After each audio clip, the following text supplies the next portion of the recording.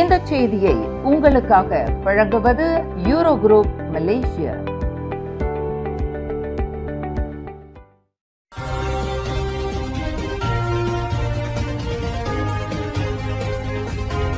வணக்கம். திசைகளின் 5 மணி செய்திகள். அரசாங்க கூட்டணிக்குள் ஒற்றுமை அவசியம், பிரதமர் அன்வார் வலியுறுத்தல். நெகிரி செம்பிலான் மாநில தேர்தல் பிரச்சாரங்கள் தீவிரமடைந்துள்ள நிலையில் கருத்து வேறுபாடுகள் இருந்தாலும் கூட்டணி அரசாங்கத்தின் ஒற்றுமையையும் பரஸ்பர உடன்பாட்டையும் பேண வேண்டும் என பிரதமர் டத்துஸ்ரீ அன்வார் இப்ராஹிம் வலியுறுத்தியுள்ளார். இது தொடர்பாக அவர் தனது முகநூல் பக்கத்தில் ஒற்றுமையின் அவசியத்தை உணர்த்தும் மலாய் மரபு வழி கவிதை ஒன்றை பதிவிட்டுள்ளார். முன்னதாக தேர்தல் பிரச்சாரங்களின் போது கூட்டணி அரசாங்கத்தில் உள்ள சக கட்சிகளை தாக்கி பேசும் அமைச்சர்கள் அல்லது அரசு பொறுப்பில் உள்ளவர்கள் தங்களது பதவிகளை துறக்க நேரிடும் என பிரதமர் எச்சரித்திருந்தார். இதற்கு பதிலளிக்கும் வகையில் பேசிய துணை பிரதமர் டத்துஸ்ரீ அமர் ஜயிட் அமிடி தங்களுக்குள் எந்த பிளவும் இல்லை என்றும் பிரதமர் விரும்பினால் தங்களை பதவியில் இருந்து நீக்கலாம் என்றும் குறிப்பிட்டிருந்தார். இந்த அரசியல் சூழலுக்கு மத்தியில் பாதை மாறினாலும் நட்பு முறியக்கூடாது, ஒற்றுமை இருக்கும் வரை நாம் ஒரே வழியில் பயணிப்போம் என பிரதமர் அன்வார் இப்ராஹிம் அரசாங்க கூட்டணிக்குள் இருக்கும் கூட்டு பொறுப்பை மீண்டும் உறுதிப்படுத்தியுள்ளார். அனைத்துலக நிர்வாகம் மேம்பாட்டு நிறுவனத்தின் உலக போட்டித்திறன் தரவரிசையில் மலேசியா 8 இடங்கள் முன்னேறி 15வது இடத்தை பிடித்துள்ளது. இது மடானி பொருளாதார கட்டமைப்பு சரியான பாதையில் செல்வதை நிரூபிப்பதாக மலேசிய சிறு மற்றும் நடுத்தர வர்த்தக தொழில் முனைவோர் சங்கமான சமென்டா தெரிவித்துள்ளது. நிர்வாக செயல்முறைகளில் மேற்கொள்ளப்பட்ட சீர்திருத்தங்கள் மற்றும் இல்திசாம் சட்டம் போன்ற அரசாங்கத்தின் தீவிர முயற்சிகளால் இந்த சாதனை நிகழ்த்தப்பட்டுள்ளதாக அதன் தலைவர் டத்தோ வில்லியம் எங் குறிப்பிட்டுள்ளார். இதன் மூலம் உலக அளவில் அரசாங்க செயல்திறன் 14வது இடத்திற்கும் வணிக செயல்திறன் 16வது இடத்திற்கும் முன்னேறியுள்ளன. இந்த நேர்மறையான வளர்ச்சியை தொடர உள்ளூர் அதிகாரிகளிடத்திலும் சிவப்பு நாடா முறையை நீக்குவதுடன் வெளிநாட்டு நேரடி முதலீடுகளில் குறைந்தபட்சம் 40% உள்ளூர் விநியோக சங்கிலி பங்கேற்பை உறுதி செய்ய வேண்டும் என்று சமென்டா வலியுறுத்தியுள்ளது.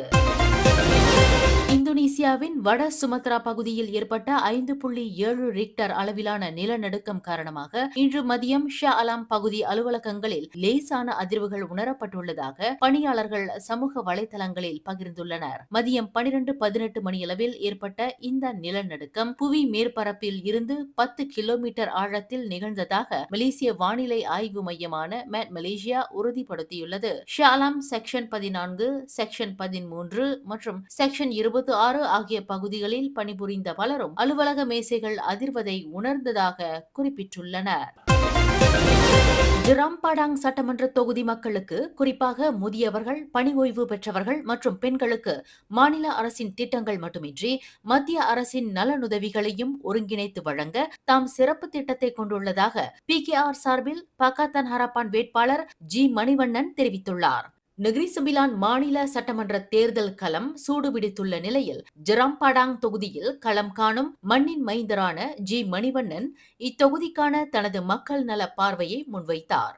மணிவண்ணன் கூறுகையில், ஜிராம்பாடாங் தொகுதியில் போதிய வேலை வாய்ப்புகள் இல்லாத காரணத்தால் இங்குள்ள இளைஞர்கள் பலர் வேலை தேடி வெளியூர்களுக்கு சென்றுவிட்டனர். தற்போதைய சூழலில் இத்தொகுதியில் பெரும்பாலும் முதிய பெற்றோர்களும் பணி ஓய்வு பெற்றவர்களுமே வாழ்ந்து வருகின்றனர். இவர்களுக்கு மாதந்தோறும் தேவையான உதவிகளையும் ஆதரவையும் எவ்வாறு முறையாக கொண்டு சேர்ப்பது என்பது குறித்த கோரிக்கைகளை தாம் முன்வைத்திருப்பதாக குறிப்பிட்டார். மேனிஃபெஸ்டோ பாத்தீங்கன்னா kebajikan semua, அதாவது எல்லாத்துக்குமே நம்ம kebajikan முழுமையாக அவங்களுக்கு ஏற்படுத்தி கொடுக்கணும். அப்படின்னு பாத்தீங்கன்னா இந்த ரிட்டையர் பண்ண வெட்டரன்ஸ் அங்காத்தான் தந்திர மலேசியால இருப்பாங்க, போலீஸ்ல இருப்பாங்க, இல்ல நார்மலா எஸ்டேட்ல வேலை செஞ்சவங்க இருப்பாங்க. இவங்கெல்லாம் ரிட்டையர் பண்ணிட்டு அவங்களுக்கு என்ன உதவிகள் kebajikan எப்படி போய் அவங்களுக்கு சேரணும்னு நாங்க ஒரு கோரிக்கை முன்னே வச்சிருக்கோம். அதே மாதிரி வயசானவங்க இன்னைக்கு இந்த இந்த ஜிராம்பாடாங்களை பார்த்துட்டீங்கன்னா பிள்ளைங்க எல்லாம் போய் வெளியே வேலை செய்யறாங்க. ஏன்னா இங்க வேலை வாய்ப்பு இல்லை. அப்ப இங்க யார் தங்குறான்னா தனியாக அப்பா அம்மா வயசானவங்க தங்குறாங்க. அப்ப அவங்களுக்கு யாரு வெல்ஃபேர் பாக்குறது, அவங்க நல்லது கெட்டது யாரு பாக்குறது? இங்க நாங்க ஜெயிச்சாதான் இதெல்லாம் நடக்கும். நாங்க அவங்களுக்கு ஒரு ஹெல்த் ஒரு எங்களுக்கு ஒரு டீம் இருக்காங்க. அவங்க மாசத்துக்கு ஒரு தடவை செக்அப் பண்ணிட்டு ஒரு இடமா போய் அவங்களுக்கு அந்த ஹெல்த் விஷயத்த வந்து நாங்க பாத்துக்கிறோம். பிள்ளைங்க அங்க வேலை செய்யறப்ப நான் மகனா இருந்து இந்த தாய்மார்கள் தந்தைமார்கள் வயசானவங்களை வந்து பாத்துக்கிறதுக்கு கடமைப்பட்டிருக்கோம். அதை நாங்க கண்டிப்பா செய்வோம். அதே மாதிரி பெண்கள், இந்தியர் பெண்களா இருந்தாலும் சரி, மித்த சமுதாய பெண்களா இருந்தாலும் சரி, அவங்களுக்கு வேலை வாய்ப்புகள். அவங்க இன்னைக்கு வந்து சில பேர் பிசினஸ் செய்யறாங்க. நேத்து பாத்தீங்கன்னா ஒரு அக்கா வந்து பர்கர் போடுறாங்க. எங்க இடத்துல வந்து பர்கர் போட்டு பல பேர் வந்து சாப்பிட்டு நல்லா இருக்குன்றாங்க. இப்ப அவங்களுக்கு ஒரு பர்கர் கடை திறந்து கொடுக்கறதுக்கு நம்ம ஏற்பாடு பண்ணணும். அதுல கவர்மெண்ட்ல ஃபுல்லா இருக்கு. மாநில அரசாங்கத்திலே உதவிகள் இருக்கு, மத்திய அரசாங்கத்திலே உதவிகள் இருக்கு. அது போய் சேராதனாலதான் இத்தனை நாள் பிரச்சனை. இப்ப நாங்க வந்திருக்கிறனால, எங்களுக்கு தொடர்பு இருக்கிறனால கண்டிப்பாக இவங்களுக்கு எல்லாம் போய் உதவிகள் சேரப்படும். அதே மாதிரி ஓகேயுக்கும் நம்ம வந்து முக்கியமாக நம்ம அவங்க மேலேயும் அக்கறை எடுத்து என்னென்ன அவங்களுக்கு செய்யணுமோ நம்ம செய்ய கடமைப்பட்டிருக்கோம். அதே வேளையில் பெண்களின் வாழ்வாதார மேம்பாடு, மாற்றுத்திறனாளிகள் குறித்தும் அவர் விவரித்தார். பெண்கள் சிறு வணிகங்களில் ஈடுபடுவதற்கும் அவர்கள் சுய தொழில் மூலம் ஒரு நிரந்தர வருமானத்தை ஈட்டுவதற்கும் தேவையான வழிவகைகள் குறித்து பேசினார். இதற்காக மாநில அரசாங்கத்துடனும் மத்திய அரசாங்கத்துடனும் நேரடியாக கலந்தாலோசித்து சிறப்பு திட்டங்களை செயல்படுத்த முடியும் என்று அவர் நம்பிக்கை தெரிவித்தார். இத்தொகுதியின் சட்டமன்ற உறுப்பினராக மக்கள் தம்மை தேர்ந்தெடுத்தால் இத்தகைய ஆக்கப்பூர்வமான மக்கள் நல திட்டங்கள் அனைத்தும் ஜரம்பாடாங் தொகுதிக்கு முழுமையாக கொண்டு வரப்படும் என்று மணிவண்ணன் உறுதியளித்தார். இத்தேர்தலில் ஜராம்பாடாங் தொகுதியின் மணிவண்ணன் 5 முனை போட்டியை எதிர்நோக்கியுள்ளார் என்பது குறிப்பிடத்தக்கது. ஸ்லாங்கூர் மாநிலத்தில் நடைபெறவுள்ள 2026 சுக்மா விளையாட்டுப் போட்டிகளின் இயக்க செலவுகள் ஆரம்ப மதிப்பீட்டை காட்டிலும் 67% குறைக்கப்பட்டுள்ளதாக இளைஞர் மற்றும் விளையாட்டுத்துறை துணை அமைச்சர் மோர்டி பிமோல் தெரிவித்துள்ளார். வீரர்களின் பாதுகாப்பு, நலன், போட்டியின் தரத்திற்கு எந்தவித குறைவும் ஏற்படாத வகையில் ஏற்கனவே உள்ள வசதிகளை உகந்த முறையில் பயன்படுத்தி இந்த செலவு குறைப்பு மேற்கொள்ளப்பட்டுள்ளதாக அவர் விளக்கமளித்தார். விளையாட்டு கிராமம் ஏதுமின்றி பரவலாக்கப்பட்ட முறை பின்பற்றப்படுவதால் சுமார் 12,000 விளையாட்டு வீரர்களும் அதிகாரிகளும் தங்க 640 தங்கும் இட வளாகங்கள் பயன்படுத்தப்பட உள்ளன. இதன் மூலம் ஹோட்டல்கள், தங்கும் விடுதிகள் மற்றும் உள்ளூர் வணிகங்கள் பொருளாதார ரீதியாக பயனடையும் என்று குறிப்பிட்ட அவர், வீரர்களுக்கான தங்கும் இடம், உணவு மற்றும் போக்குவரத்து ஏற்பாடுகளை அந்தந்த மாநில குழுக்களே நிர்வகிக்கும் என்றும் தெரிவித்தார். விளையாட்டுப் போட்டிகளை சிறப்பாக நடத்த இளைஞர் மற்றும் விளையாட்டுத்துறை அமைச்சர் சுமார் 1.75 மில்லியன் ரிங்கிட்டை வழங்கும் என்றும், தேசிய விளையாட்டு மன்றத்திற்கு சொந்தமான வசதிகள் சிறப்பு வாடகை கட்டணத்தில் வழங்கப்படும் என்றும் செனட்டர் லாரி அசாப் எழுப்பிய கேள்விக்கு மோடி பதிலளித்தார். நெகிரி செம்பிலான் சட்டமன்ற தேர்தல் சூடுபிடித்துள்ள வேளையில் சுவா தொகுதியை தற்காத்துக் கொள்வதற்கு PKR சார்பில் மீண்டும் போட்டியிடும் பக்கத்தன் ஹரப்பான் வேட்பாளர் டத்தோ யூ புன் லாய் இனம், மதம், பின்னணி பாராமல் அனைத்து இன மக்களுக்கும் தொடர்ந்து சேவையாற்ற உறுதி பூண்டுள்ளதாக குறிப்பிட்டார்.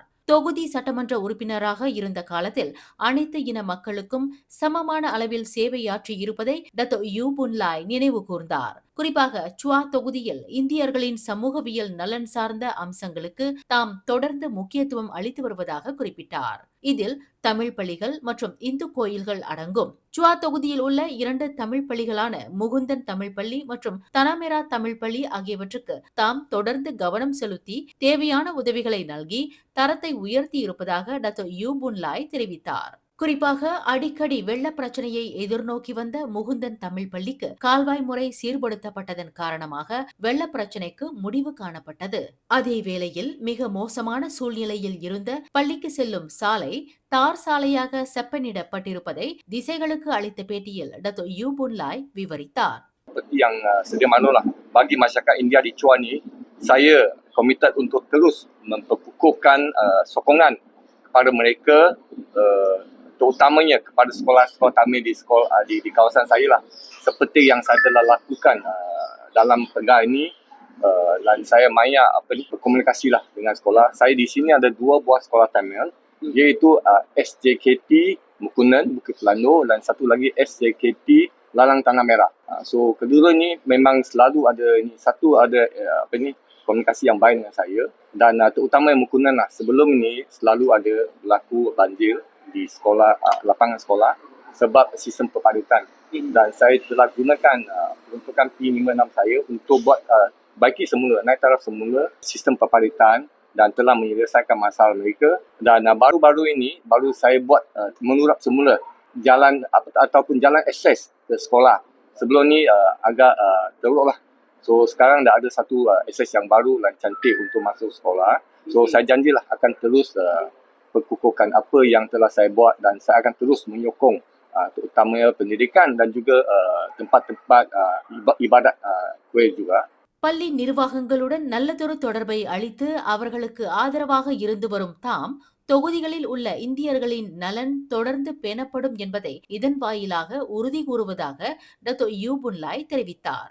வரும் ஆகஸ்ட் 1ஆம் தேதி நடைபெறும் தேர்தலில் சுவா தொகுதியில் டத்தோ யூ புன்லாய் இருமுனை போட்டியை எதிர்நோக்கியுள்ளார். கடந்த 2023 தேர்தலில் அவர் 6298 வாக்குகள் வித்தியாசத்தில் வெற்றி பெற்றார் என்பது குறிப்பிடத்தக்கது.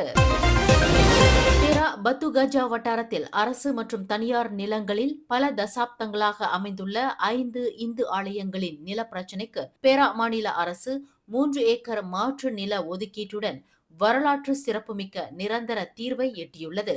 பூசிங் அருகே உள்ள பப்பான் பிரதான சாலையோரத்தில் ஒதுக்கப்பட்டுள்ள இந்த நிலத்தில் ஒவ்வொரு ஆலயத்திற்கும் தனித்தனி நிலப்பகுதியுடன் அதிகாரப்பூர்வ நிலப்பட்டா வழங்கப்படும் என்று பேரா மாநில ஆட்சிக்குழு உறுப்பினர் டத்தோ சிவனேசன் செய்தியாளர் கூட்டத்தில் தெரிவித்தார். அந்த கோவில்களின் விபரம் வருமாறு: தேவகாளி பைரவர் கோயிலுக்கு 12,000 சதுர அடி நிலம், ஸ்ரீ மாகாளியம்மன் கோயிலுக்கு 11,000 சதுர அடி நிலம், பேச்சாயி அம்மன் கோயிலுக்கு 2,500 இருந்து 3,500 சதுர அடி நிலம், கோவில் ஸ்ரீ மகா மாரியம்மன் 2,500 இருந்து 3,500 சதுர அடி நிலம் ஆகிய 4 ஆலயங்களின் நிர்வாகங்கள் புதிய இடத்திற்கு மாற முழு சம்மதம் தெரிவித்துள்ளன.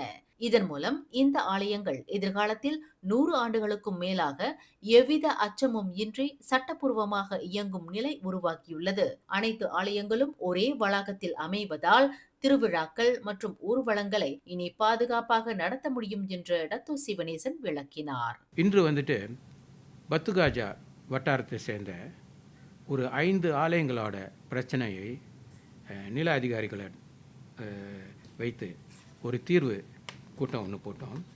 அதில் அந்த நில அதிகாரிகள் போன வருடம் இந்த ஆலயங்கள்லாம் நம்ம சந்தித்து அவர்களுக்கு எல்லாம் அவங்க இருக்கிற நிலம் எல்லாம் அரசாங்க நிலம். இந்த நிலம் ஒன்று சாலை ரிசர்வ் ஜலான், மற்றொன்று சுகாதார இலாக்காவுக்கு சொந்தமான நிலத்தில் கோயில், அப்புறம் நகராண்மை பத்துகாஜா நகராண்மை கழகத்துக்கு சொந்தமான நிலத்தில் கோயில். இந்த மாதிரி இடத்துல இவங்க கோயில் கட்டியிருக்காங்க. ஒரு கோயில் ஒரு தனியார் நிறுவனத்தையும் ஒரு கோயில் இருக்குது.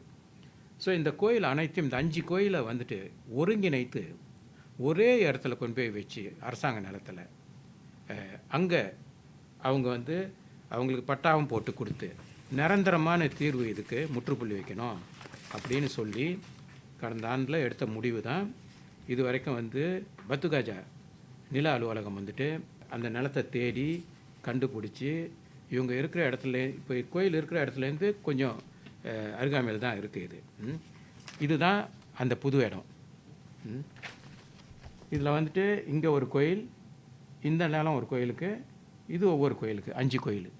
எனினும் ஜலான் போசிங்கில் உள்ள ஸ்ரீ மதுரை வீரன் ஆலய நிர்வாகம் தற்போதைய இடத்திலேயே தொடர விரும்புவதாக கூறி இந்த மாற்று நில திட்டத்தை ஏற்க மறுத்துள்ளது. இதுகுறித்து மேலும் பேசிய டத்தோ சிவனேசன், மலேசியாவில் அனுமதியின்றி கட்டப்பட்ட எந்த ஒரு ஆலயமும் மாற்று நிலம் வழங்கப்படாமல் அகற்றப்படாது என்பது அரசின் கொள்கை. ஆனால் அரசாங்கம் வழங்கும் மாற்று நிலத்தையும் சட்டப்பூர்வ பட்டாவையும் ஏற்க மறுத்தால் எதிர்காலத்தில் சட்ட நடவடிக்கை எடுக்கப்படும் போது ஏற்படும் விளைவுகளுக்கு சம்பந்தப்பட்ட ஆலய நிர்வாகமே முழு பொறுப்பேற்க வேண்டும் என்று எச்சரித்தார். இறுதி முடிவை மறுபரிசீலனை செய்ய மதுரை வீரன் ஆலயத்திற்கு 1 வார கால அவகாசம் வழங்கப்பட்டுள்ளது. இன்றைய கூட்டத்தின் தீர்மானங்கள் அனைத்தும் ஆலயங்களுக்கு எழுத்துப்பூர்வமாக அனுப்பப்படும் என்றும் கூட்டத்திற்கு பின் டத்து சிவனேசன் புதிய நில ஒதுக்கீட்டு பகுதியை நேரில் சென்று பார்வையிட்டார் என்பதும் குறிப்பிடத்தக்கது. மானிய விலையிலான சமையல் எண்ணெய் பாக்கெட்டை விற்பனை செய்தது மற்றும் வாங்கியது போன்ற குற்றச்சாட்டுகளுக்காக இருவர் கைது செய்யப்பட்டு இன்று பினாங் பட்டவர்ட் செஷன்ஸ் நீதிமன்றத்தில் நிறுத்தப்பட்டனர். சிம்பாங்கம்பாட் பகுதியில் உள்ள ஒரு மளிகை கடையில் கட்டுப்படுத்தப்பட்ட 1 கிலோ மானிய விலையிலான சமையல் எண்ணெய் பாக்கெட்டை கடை உரிமையாளர் முகமது அன்வார் கார்த்திபான் என்பவர் வங்காளதேச நாட்டைச் சேர்ந்த முகமது ரோஷிடுல் மலீதா என்பவருக்கு விற்பனை செய்திருப்பது முதற்கட்ட விசாரணையில் தெரியவந்துள்ளது. இருவரும் தங்களின் குற்றத்தை ஒப்புக்கொண்டதை தொடர்ந்து நீதிபதி ரோஸ்லான் ஹமீட் அவ்விருவருக்கும் தலா 3000 ரிங்கிட் பிணை விதித்து தீர்ப்பளித்ததுடன் மாதந்தோறும் பினாங்கு அரசு அலுவலகத்தில் ஆஜராகி கையெழுத்திட வேண்டும் என்று உத்தரவிட்டார். மேலும் செய்திகளை தெரிந்து கொள்ள கீழே இருக்கும் பெல் பட்டனை அழுத்துங்கள். உங்கள் மகிழ்ச்சியை வெளிப்படுத்த லைக் மற்றும் ஷேர் செய்யுங்கள். தொடர்ந்து திசைகளோடு இணைந்திருக்க சப்ஸ்கிரைப் செய்யுங்கள்.